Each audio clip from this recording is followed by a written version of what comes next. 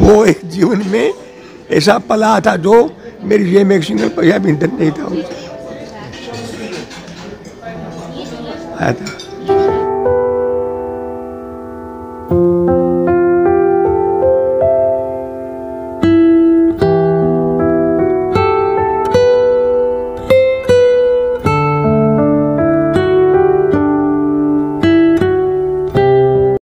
इस वक्त हमारे साथ मौजूद हैं none other than Deendayal Gupta. बाबूजी, हम आपसे पहला सवाल ये करना चाहते हैं कि इस व्यवसाय में किस तरीके से आना हुआ? मैं कलकत्ता 1962 में आया था यहाँ, और ये मैंने हौजरी में जाऊँगा ऐसा कुछ विचार नहीं था।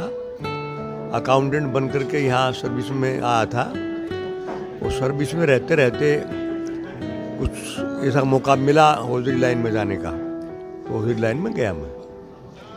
एक आदमी पार्टनर मिला मेरे को, बोला हम मिलकर के हौजरी का काम शुरू करेंगे, तो हौजरी का काम पार्टनरशिप में किया था ये 1967 में, और 72 तक किया।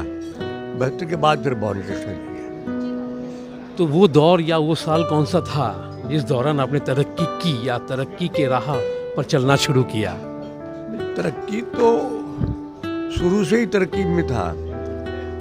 पढ़ाई पूरी करके जब मैं गांव से यहाँ आया था, तो वो अकाउंटेंट ग्रुप में काम शुरू किया, 2-3 साल सर्विस की। उसके बाद मौका मिला बनियान हौजरी लाइन में जाने का, एक मौका, एक पार्टनर मिला मेरे को, अपना ही आदमी। हम लोगों ने मिल करके व्यवसाय शुरू किया। तो ये तो इच्छा थी भी हमारा, काम अच्छी लगन से, मेहनत से, ईमानदारी से करेंगे तो निश्चित रूप में हमको उसका फल मिलेगा, और उसी के कारण हम लोग आगे बढ़े। उत्पादों का विस्तार किस तरीके से हुआ? एक एक उत्पादों का विस्तार, प्रोडक्ट लाइन में देखिए, सुनिए, एक टाइम अपने आप सिखा देता है। जब हम मार्केट में जिस ब्रांड को लेकर, पहले तो बनियान, सिर्फ बनियान ही बनाते थे, ग्रे, वाइट। उसके बाद आहिस्ता आहिस्ता अंडरवियर बनाना चालू किया, उसके बाद पेंटी शुरू की। तो ये तो अपने आप एक टाइम मौका आता है, जो जिस तरह डिमांड होती है उस तरह आदमी को फिर वो प्रोडक्शन बनाने पड़ते हैं। एक व्यवसायी होने के नाते आपका सामाजिक सरोकार क्या है? सामाजिक सरोकार तो मेरा शुरू से ही है। मैं जब कलकत्ता के में आने के बाद आर्य समाज से जुड़ा, तो आर्य समाज एक वेद की विचारधारा है, और वो मानव को मानव बनाने का एक कारखाना है आर्य समाज। तो आर्य समाज सत्संगों में जाता था, तो आर्य समाज तो वेद के अनुसार जीवन जीने का, परोपकार की भावना, कल्याण की भावना, ईमानदारी की, चरित्र की, कैरेक्टर की, ठीक। तो वो आर्य समाज की देन है, जिसके कारण मैं, मेरे जीवन में जो अच्छाई रही वो आर्य समाज की देन है।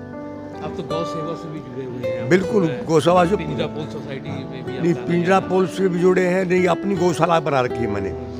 देखिए, कलकत्ता में ऐसा, बंगाल एक ऐसा प्रांत है जहाँ पर बकरा ईद के टाइम में बाहर से बहुत गायें आती हैं, बहुत गायें आती, आकर यहाँ मारी जाती हैं। तो हमने ऐसा मिशन शुरू किया भी, ये गाय वहाँ से, बाहर से कम आए। हमने अपनी एक टीम बनाई, 100 व्यक्तियों की टीम बनाई, लड़कों की। आर्य समाज के जो कार्यकर्ता थे उनको लेकर के बॉर्डरों पर गाय रोकी, वे बंगाल में न आए। तो जो गाय हम रोकते थे उनको कहाँ रखें, ये समस्या आई।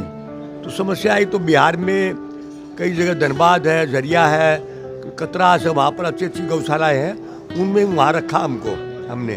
फिर बाद में हम सोचा भी परमानेंट इलाज करना पड़ेगा, तो पिंजरापोल सोसाइटी से हमने संपर्क किया।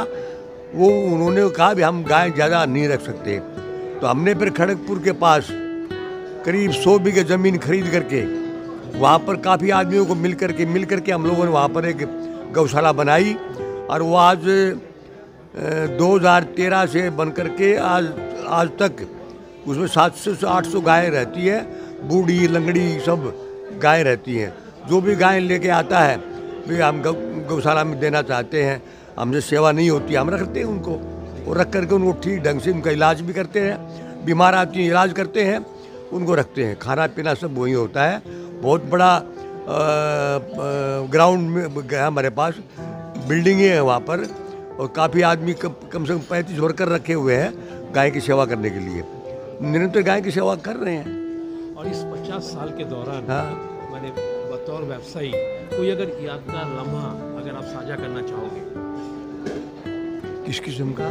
ऐसी कोई यादगार लम्हा इस 50 साल के दौरान कोई अगर ऐसा मुहूर्त रहा होगा जिंदगी में जो काफ़ी यादगार पल आपके लिए साबित हुई होगी, ऐसा कुछ एक मौका आया था, जो पहले जो इस पार्टनरशिप में मैंने काम शुरू किया था, तो उस पार्टनर से मेरे को जो हमारी कमिटमेंट थी, जो हमारी बातचीत थी, उन्होंने फुलफिल नहीं किया।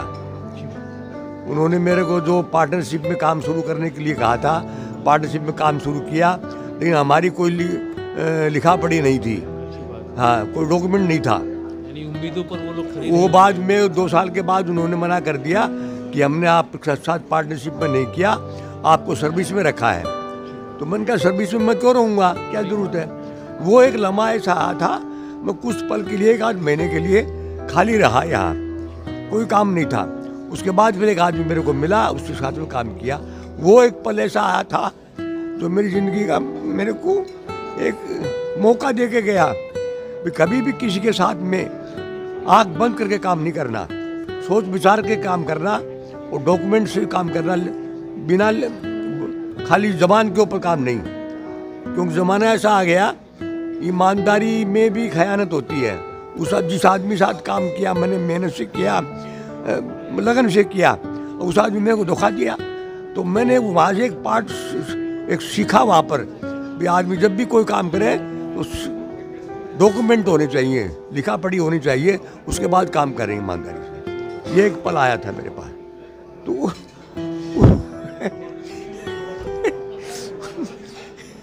वो एक जीवन में ऐसा पल आया था जो मेरी जेब में एक सिंगल पैसा भी तक नहीं था, आया था। वहाँ से आज तरक्की की आप शिकायत करोगे? नहीं, काफ़ी कुछ सीखने को मिल रहा है, देखने को भी मिल रहा है। देखिए, जीवन में कभी भी निराश नहीं होना चाहिए। आदमी के जीवन में उतार चढ़ाव आते हैं, लेकिन जीवन में को हार नहीं माननी चाहिए कभी भी।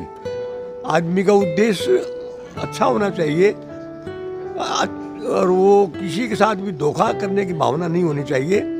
सबसे मित्रता के भाव से, ईमानदारी से जो आदमी काम करेगा तो उसमें परमात्मा उसको साथ देता है।